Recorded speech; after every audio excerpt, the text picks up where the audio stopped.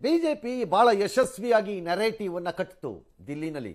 App ಎಂದರೆ ಭ್ರಷ್ಟರ ಪಕ್ಷ, app ಎಂದರೆ ಹಣ ಎತ್ತುವವರ ಪಕ್ಷ, ಆಪ್ ಎಂದರೆ ದಳ್ಳಾಳಿಗಳು ಡೀಲರ್ಗಳ ಪಕ್ಷ, ಆಪ್ ಎಂದರೆ ಭ್ರಷ್ಟರ ಪಕ್ಷ, ಭ್ರಷ್ಟರ ಸೋಗಿನಲ್ಲಿ ಬಂದಿರುವ ದರೋಡೆಕೋರರು, ಐಷಾರಾಮಿಗಳು, ಸುಳ್ಳುಗಾರರು, ದಗಾಕೋರರು, ಸದಾಕಾಲ ಕಿರಿ ಕೆತ್ತೋರು, ಬರೀ ಗಲಾಟೆ ಮಾಡೋರು, ಅನಾರ್ಕಿಸ್ಟು ಅಂತ ಆ ನೆರೇಟಿವ್ ಅನ್ನ ಬಿಲ್ಡ್ ಮಾಡ್ತು ಬಿಜೆಪಿ.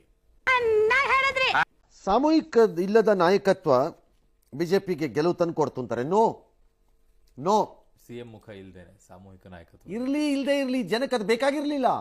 ಬದಲಾವಣೆ ಬೇಕಿತ್ತು, ಹಾಕಿದ್ರು, ಬೇಕಾಗಿಲ್ಲ. ಕಾಂಗ್ರೆಸ್ಸಿನಲ್ಲಿ ಡಿ ಕೆ ಶಿವಕುಮಾರ, ಸಿದ್ದರಾಮಯ್ಯ ಅನ್ನೋದನ್ನ ಕರ್ನಾಟಕದಲ್ಲಿ ಅವರು ಹೇಳಲಿಲ್ಲ. ಹೇಳಿದ್ರ ಇಬ್ಬರಲ್ಲಿ ಒಬ್ರು ಯಾರಾದ್ರೂ ಇರ್ತಾರೆ, ಯಾರು ಬೇಕಾದ್ರೂ ಇರ್ಬೋದು, ಅವ್ರು ಹೇಳಲಿಲ್ಲ. ಯಾಕೆ ಜನ 132 ಕೊಟ್ಟರು ಅವ್ರಿಗೆ? ಬದಲಾವಣೆ ಬೇಕಿತ್ತು. ಎಕ್ಸಾಕ್ಟ್ಲಿ.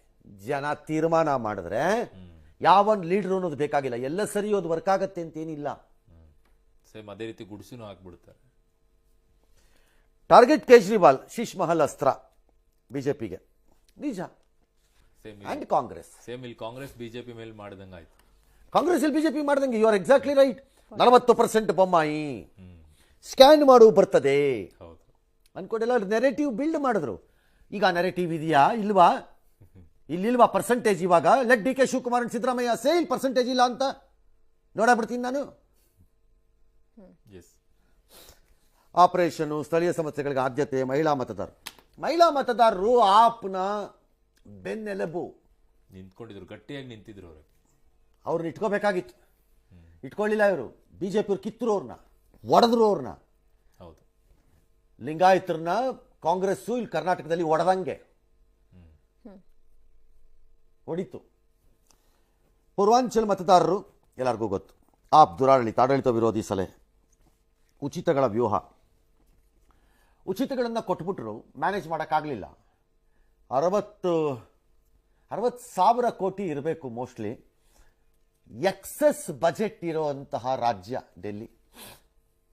ಅರ್ಧ ಕೆಲಸ ಆಲ್ಮೋಸ್ಟ್ ಕೇಂದ್ರ ಸರ್ಕಾರ ಮುಗಿಸ್ಬಿಟ್ಟಿರುತ್ತೆ ಅಲ್ಲಿ. ಅದನ್ನು ಹಾಳು ಮಾಡಿದ್ರು. ಎಕ್ಸೆಸ್ ಇದೆ. ಕೆಲಸ ಮಾಡಿದ IT ಮಿತಿ ಹೆಚ್ಚಳ, ಅದೇನೋ ಬಿಜೆಪಿ ಅವ್ರು ಮಾಡಿದ್ರಲ್ಲ 12 ಲಕ್ಷಕ್ಕೆ. ಸೊ ಮಿಡ್ಲ್ ಕ್ಲಾಸ್ ಅವರೆಲ್ಲ ಜೈ ನರೇಂದ್ರ ಮೋದಿ ಅಂತ ಹಾಕ್ಬಿಟ್ರಾ ಅಂತ. ಇಲ್ಲ, ಅದು ಒಂದು ಇರಬೇಕಷ್ಟೇ. ಅದೇ ಮಾಡಿದೆ ಅಂತ ಸುಮ್ಮನೆ ಟ್ರಿವಿಲೈಸ್ ಮಾಡಬೇಡಿ. ಜನ ತೀರ್ಮಾನ ಮಾಡಿದಾಗ ಅವ್ರಿಗೆ ಅವೆಲ್ಲ ಕಾಣಲ್ಲ. ಕೊಡಿ ಬಿಡಿ, ಬದಲಾವಣೆ ಮಾಡಿ ಹೊಡೆದು ಬಿಸಾಕ್ತಾರೆ. ಎಸ್.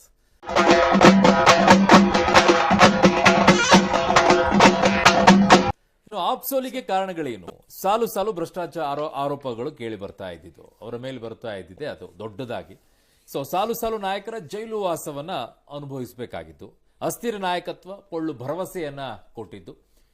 ಯಾಕಂದ್ರೆ ಅವರು ಜೈಲಿನಲ್ಲಿ ಇದ್ದಂತ ಸಂದರ್ಭದಲ್ಲೂ ಅಲ್ಲೇ ಇದ್ಕೊಂಡೆ ನಾನು ಮುಖ್ಯಮಂತ್ರಿ ಆಗೇ ಇರ್ತೀನಿ ಅಂತ ಇದ್ರು. ಮುಖ್ಯಮಂತ್ರಿಯಾಗೇ ಇರ್ತೀನಿ ಇದ್ರು. ರಾಜೀನಾಮೆ ಕೊಡ್ಲಿಲ್ಲ. ಹೆಂಡತಿನ ಕರ್ಕೊಂಬಂದ್ರು, ಹೆಂಡತಿ ಕೈಲಿ ಕ್ಯಾಂಪೇನ್ ಮಾಡಿಸಿದ್ರು, ದೊಡ್ಡ ಲೀಡರ್ಗಳನ್ನ ಕೈ ಬಿಟ್ರು, ಒಂದಿ ಮಾಗದರ್ನ ಪಕ್ಕದಲ್ಲಿಟ್ಕೊಂಡ್ರು.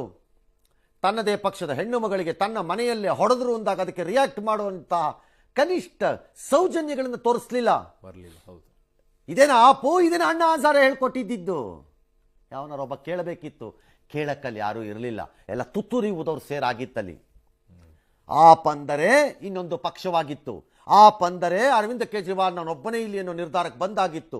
ಆಪು ಹೆಚ್ಚು ಕಡಿಮೆ ಒಬ್ಬ ಡಿಕ್ಟೇಟರ್ನ ಕೈಕೊಳ್ಳ ಸಿಗಾಕೊಂಡಿತ್ತು. ಆಪಲ್ಲಿ ಇಂಟರ್ನಲ್ ಡೆಮಾಕ್ರಸಿ ಸತ್ತೋಗಿತ್ತು.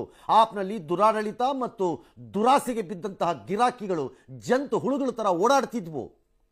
ಎಲ್ಲ ಅನುಭವಿಸಬೇಕಾಗಿ ಬಂತು. ಇನ್ನೆಲ್ಲ ಮುಗಿತು, ನಾನು ಕೇಂದ್ರದ ಪ್ರಧಾನಿ ಆಗೋದು. ಇಷ್ಟರ ಮಧ್ಯೆ ರಾಷ್ಟ್ರೀಯ ಪಕ್ಷವಾಗುವಂತಹ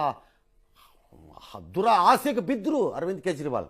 ಆ ಕಡೆ ಗೋವಾಗೆ ಹೋಗ್ಬೇಕು, ಈ ಕಡೆ ಹರಿಯಾಣಾಗೆ ಹೋಗ್ಬೇಕು, ಆ ಕಡೆ ಪಂಜಾಬ್ಗೆ ಹೋಗ್ಬೇಕು, ಈ ಕಡೆ ಅಲ್ಲೋಗ್ಬೇಕು ಇಲ್ಲೋಗ್ಬೇಕು ಅಂತ ಸ್ಟಾರ್ಟ್ ಆಯ್ತು. ಗುಜರಾತಿಗೆ ಹೋದ್ಮೇಲಂತೂ ಇನ್ನೂ ಜಾಸ್ತಿ ಆಗಿ ಸ್ಥಳೀಯ ಆಡಳಿತ ಎಗರೋಯ್ತು. ಇಲ್ಲಿ ಡಿ ಕೆ ಶಿವಕುಮಾರ್ ಪದೇ ಗ್ಯಾರಂಟಿ ನುಡಿದಂತೆ ನಡೆದಿದ್ದೇವೆ ಅಂತ ಬೋರ್ಡ್ ಹಾಕತ್ತಿದ್ದೀರಲ್ಲ, ನೋಡ್ತಾ ಇರಿ. ಕಾದಿದೆ ನಿಮ್ಗೂ ನುಡಿದಂತೆ ನಡೆದಿರೋದಕ್ಕೆ. ಬದಲಾವಣೆ ಮಾಡ್ಕೊಳ್ಳೋಕೆ ಅವಕಾಶ ಹೆಂಗ್ ಮಾಡ್ತಾರೆ ಅನ್ನಕ್ಕೆ. ಇದೆಲ್ಲ ಅವರನ್ನ ಇಳಿಸ್ತು ಕೆಳಗೆ.